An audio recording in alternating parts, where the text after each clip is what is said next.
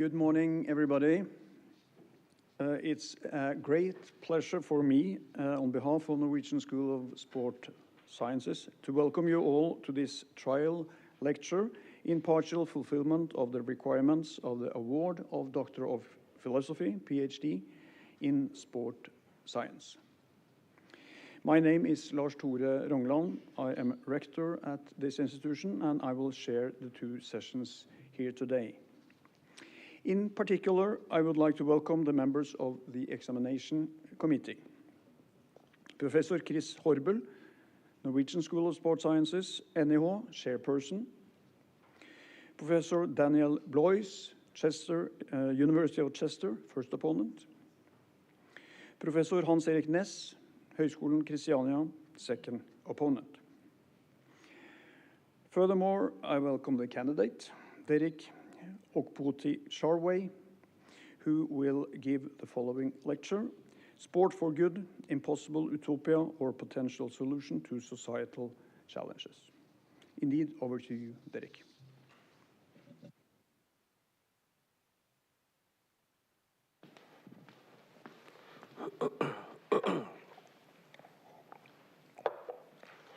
Thank you very much for such an opportunity. And as the rector rightly said, the topic, Sport for Good, Impossible Utopia, or Potential Solution to Societal Challenges. So there are three things here, I beg your pardon: Sports for Good, Impossible Utopia, and then the solution to societal challenges I would seek to address. So what is sports for good? First, this is variedly defined as benefits to society and seen as a social value. It also comprises intended and unintended outcomes, and then sometimes tagged along with Sport Plus, Plus Sports and Sports Plus programs. And it's also universal. That's the interesting thing. So Sports for Good has influenced global decisions, national policies, and implementations for over 150 years, dating back to the 19th century. But not all that glitters is gold, and this means that there are also negative outcomes of sports for good, comprising betting and match fixing, corruption, hooliganism, sexual abuse, harassment, trafficking, and sports washing, which has dominated the airwaves in recent times. There is also critique on sports as ranking, competition, and who benefits when resources are given to sport. And I would just want to take us through time. And Sports for Good is not new, often portrayed and linked to the UN movement for sports as a tool for development in the beginning of the millennium. And we've had it in the 19th century with the Christian missionary proselytizing era, and moved to muscular Christianity, linked to the United Kingdom, and also reinforced sports for sports sake organizations and ideals. We can talk about the IOC and Sports for All policies and initiatives in the mid-20th century. I will delve deeper as I go on. And then late 20th century, we have rational recreation in the late 20th century. And now, this is where we find ourselves, institutionalized sport for development and peace sector. So all these denoting the functionalist view of how sport fits, maintains social order in society, and illustrate important norms in society also, and ultimately leading sports to panacea for societal issues, which I'll be exploring shortly. It is worth noting that all these forms of sports for good persist to date. So, sports as a tool for development, I would call it SDP for short, is a new social movement. Bruce Kidd, known in this sector, in his 2008 publications, described the sports SDP as a new social movement with SDP communities, volunteers, or practitioners often referred to as evangelists. Well, Since, besides all the 193 UN countries endorsing the role of sports as a tool for development, as part of the SDGs, which we are familiar with, there are a number of NGOs using STP and these increased from 166 NGOs in 2008 to 569 in 2022. You can imagine the numbers now. But don't be surprised, I was caught in this movement. And this is me in different parts of the world. You can see me over there. I think that was in 2010 in the northern part of Ghana. And this is me in South Korea. And here I work with North Korean kids whose parents defected from North Korea to South Korea. And I worked with them for 2 years in different parts in South Korea. So my involvement in STP led me to all these areas. There is also a picture of me in Cape Town in an area which is a gun violence area where we use sports for development ideals to tackle so many issues. But now I'm a critical researcher of the field. Isn't that interesting? So toning it down, when I saw the topic for the first time, I thought it was broad, and I was thinking of the best way to tone it down. And nowadays, Sports for Good, particularly in relation to STP, encompasses these three dimensions: social, economic, and environmental dimensions or development. And as many refer to it as the wedding cake model, I would be focusing more on the social dimensions with examples leading towards to its objectives. So, Sports for Good, an impossible utopia. First, I tried to Google it, and this is what I got from Oxford.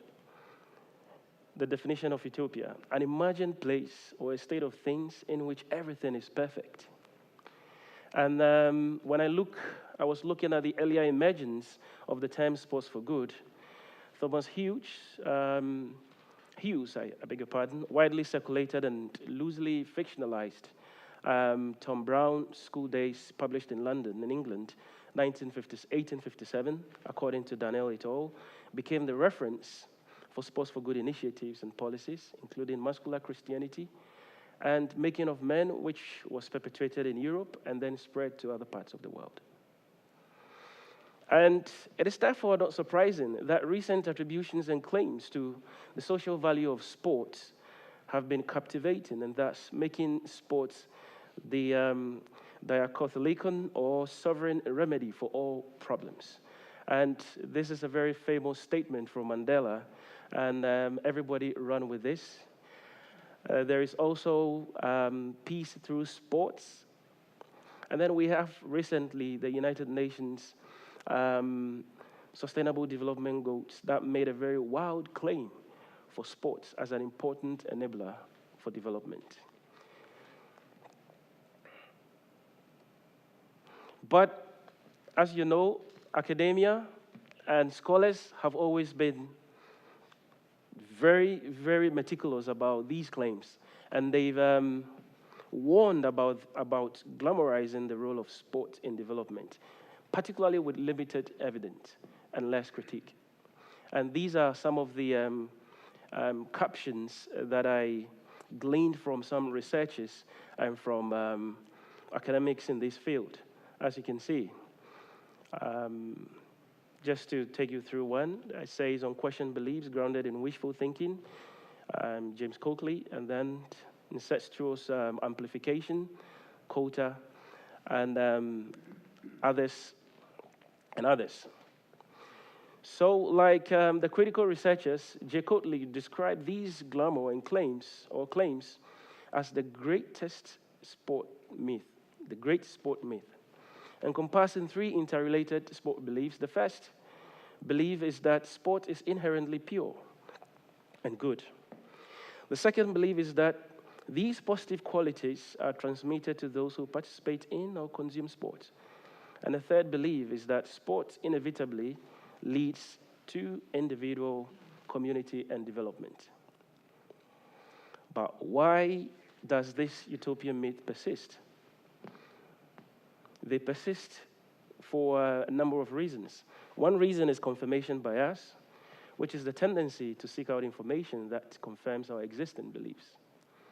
And another is the presence of vested interest, such as government, intergovernmental organizations, NGOs, international sports federations, and private sector, all of who benefit from the perpetuation of the Ethiopian myth of sport. And what has the impact been? The Ethiopian pursuit has left a negative impact on the field of sports sociology and management or policy implementation studies. Also, because the Ethiopian pursuit assumes that sports is inherently positive, it discourages critical research imbued with methodological rigor and qualitative research that examines negative aspects of sports. The pursuit also leaves sports for potential exploitation, sports washing, politics canvassing, a few examples, and at the behest or hegemony of elite and competitive sports systems. And the UNOSDP, which is the United Nations Office for Sports for Development, and interestingly was shifted to the IOC, and we've also seen national sports federations handling sports for development or sports as a tool for development programs, even though that's not their main objective. This utopian pursuit has led the focus on results-based accountability to focus on this pursuit has led to focus on result-based accountability that blurs evidence or actual lived experiences of local community beneficiaries of sports as a tool for development.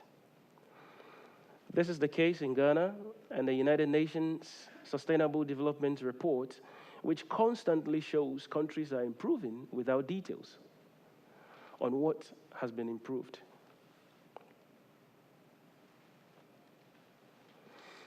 So now I would be shifting to sports for good as a potential solution. First, what we know. Traditional forms of sports, and here sports has inherent properties or values of development. Development through sports and values of, I beg your pardon, traditional forms of sports. Here, sports has inherent properties or values of development. We also know about development through sports, where plus sports programs that focus on non-sporting outcomes. And then we have development of sports. And then here, sports plus sports complement. And then we have development of sports, which provides opportunities for development outcomes. And we can see elite sports, coaching, employment, public participation in sports, and in sports stadiums are the main focus, but provides opportunities for developmental outcomes. And then we have the last one, which is sports can complement global commitments, governmental and non-governmental organizations. And there are a few examples. We can talk about successful ones, which are the Mithari Youth Sports Association, which is a community sport development organization in Kenya. We also have the Magic Bar Sports for Development programs that use football in particular to help children learn key life skills such as confidence, perceived self-efficacy, resilience, reinforced learning about education. And also Right to Play, which is a worldwide sports and which uses sports and physical education programs in various parts of the world. And the enduring Sports for All initiatives and policies, which are deeply rooted in the history and social democratic ideology that underpin the Scandinavian welfare states, particularly the notable one and the Norwegian one, the joy of Sports for All, where community sports clubs serves as arenas for fostering vulnerable environments, promoting social spirit, and community cohesion, as well as for the development of opinions and attitudes. So these are what we know about sports being integral solution for societal solutions. But with the United Nations Sustainable Development Goals and the Millennium Development Goals, the focus on sports for societal solutions increased exponentially, as I showed earlier. What we know about sports to a larger extent informed the UN Developmental Goals decisions.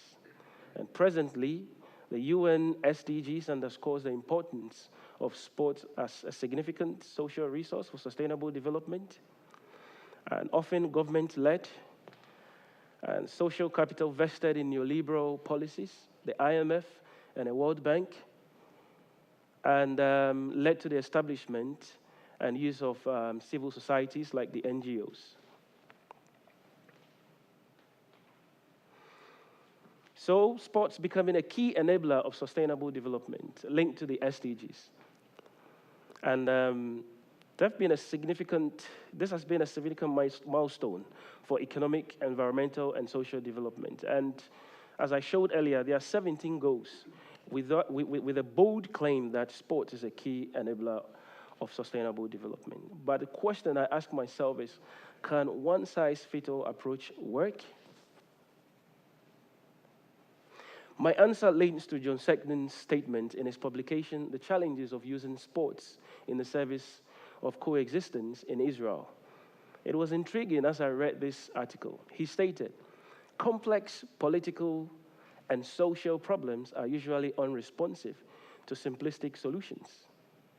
Well, this can be a reason for the defunct UNOSDP. And this tells us that even though sports has a potential, it cannot be overstated.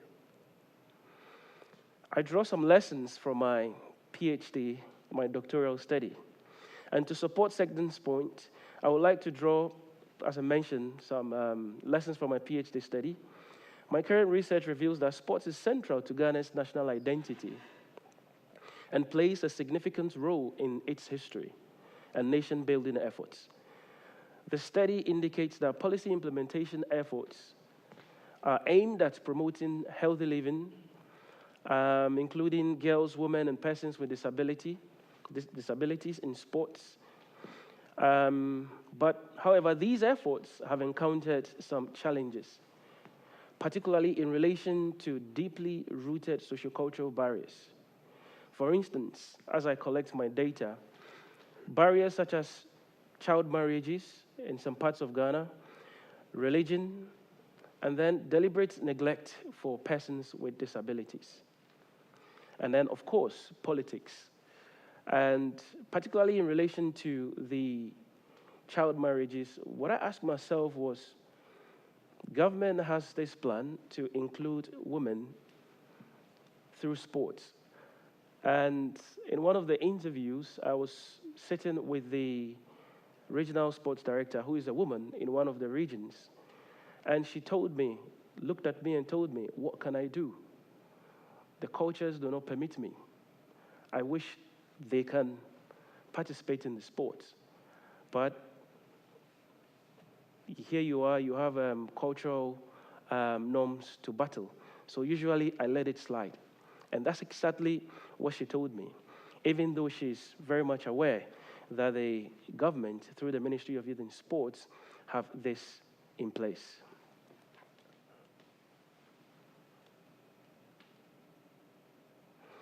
So, ensuring that sports addresses the root causes of social problems, rather than simply providing a temporary distraction.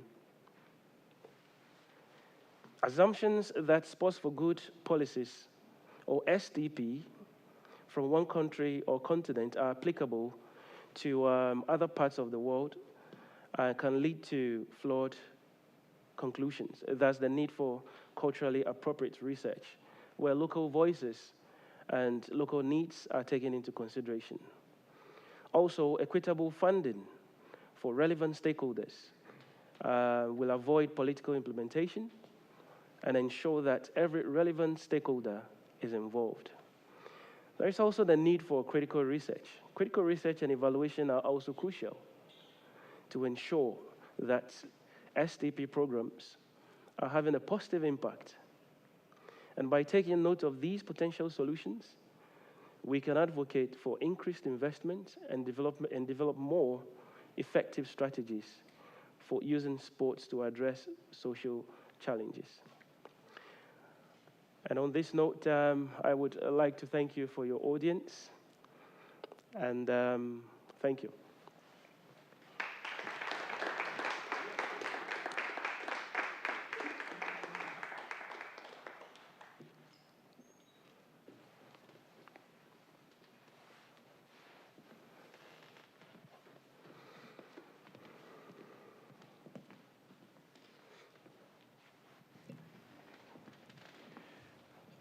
I thank the candidate for the trial lecture. We have some time for the opponents. If you'd like to ask a question or two related to the trial lecture.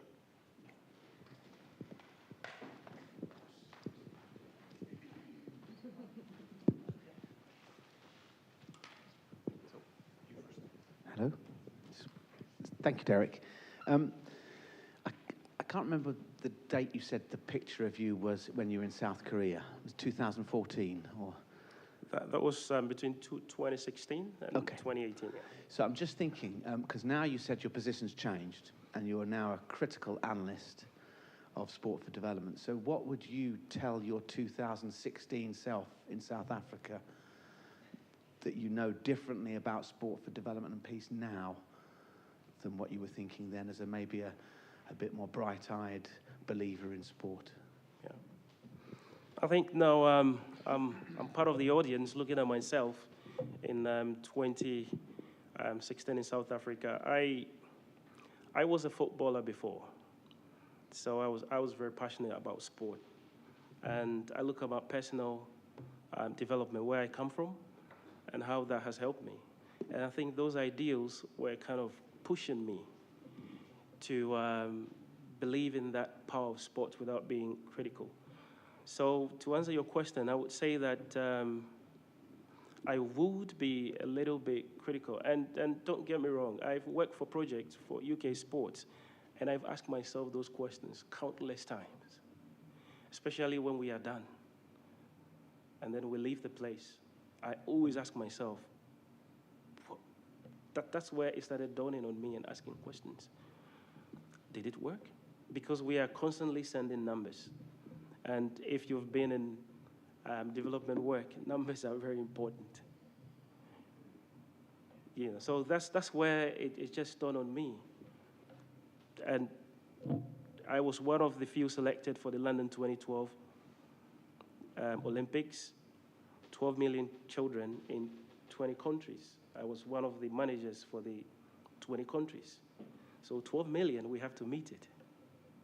So constantly, I was asking myself those questions. And that's what led me to today. Yeah. Yes. Thank you very much, Derrick. Very interesting presentation. And I especially liked the historical trajectory of how this field has developed. And in that connection, I have a question about how the context has changed. Because even though Sport for Good has existed since early days, times are different. Yeah. And today, you know, the globalization processes are quite different from what they used to be in the 19th century. And when you link this to the SDGs, there has been a criticism against them for reproducing power structures and economic inequality and so on, even in the name of good. Yeah. Do you see any danger of that in the sport for development and peace field? Yeah, that's a very good question. I think I started in 2009. Then, and if I'm not mistaken, from 2003, when the Sport as a Tool for Development mooted by the United Nations, the Secretary General himself, it was more of government-led than NGOs. But it shifted a little bit. As you can see, the UN is no more interested and has moved it to the IOC. And in many countries, you also realize that Sports for Good, that's focusing on the base of the pyramid, it's shifted to national sports organizations who are sports for sports sake, who focuses on sports for sport and sports sake objectives. And interestingly, we have the private sector. The McDonald's, the Adidas, and all those big companies have also taken over. And unfortunately, majority of them have been exploited. A very good example is the Football for Hope, which is connected to FIFA. And you see how countries use that money for different purposes. Some did not even build those facilities to get people from the streets or develop areas. So I would say that that's, from my observation, that's where the focus is. And this is not surprising. There was an article I read, I forgot the academic that wrote that, and says that he would be surprised because if you say sports for good or sports for development is a social capital, he'll be surprised if the private sector did not capitalize on it. So that's interesting to see us in this state, yeah. Yeah. Sorry, can I, in your conclusion, Derrick, you mentioned that there's need for more effective strategies. So I'm going to ask you, what on the basis of what you've learnt and what you've read, what would be the more effective strategies that would contribute to more positive outcomes in sport for good development? Yep, I think first is it has to be intentional. It shouldn't be a peripheral thing. And you would notice that a lot of people draw examples from the Scandinavia story and the Sports for All programs and policies. I know, of course, there are some criticisms here and there, but you would notice, and I have a little girl, the fields are always open. In Ghana, they are building more fields, but they are closing the gates. They are moving from open system to closing the gates. And it's not surprising that they have only 25% of the youth in Ghana playing, being physically active now. So the strategy for me is first, there are so many strategies there, nothing is new. As I mentioned, we just have to be intentional with it to have more kids to play and then to include those marginalized to be a part of it. Otherwise, if we leave it in the national sports federations, or they may not prioritize it. They may try, but they may not prioritize these aspects of development, community development, and building young people up and involving girls and women in sports. And so basically that's my point. And in the beginning, I mentioned that who benefits when sports resources are used? Yeah. I don't know if I answered your question, but I just want to know, how do you then, when you gave a really good example of Scandinavia and Sport for All, but at the same time in other countries, and you mentioned Ghana, they're closing. So how do you stop? How do you contribute to? So what you presented was nice and almost utopian, but how do you make it a reality? Because the example you actually gave was the reality was that in places like Ghana they're closing the fields and there's only 25% participation. So how do you encourage them to open the fields and increase the participation? Yeah, I think advocacy is one. When I started the PhD, there was almost nothing about Ghana when it comes to these issues. And it's so difficult to write. But I think it's one step at a time. At least I know Ghana gained independence in 1957, and women were marginalized until 1992, before women and persons with disability were recognized in the national sports policy. But it took, and I saw some pockets of PhD publications and some articles, not academia articles, but you could see people tried to get this done. And that's what I would recommend, that it takes step by step. We keep writing and then we keep advocating for these.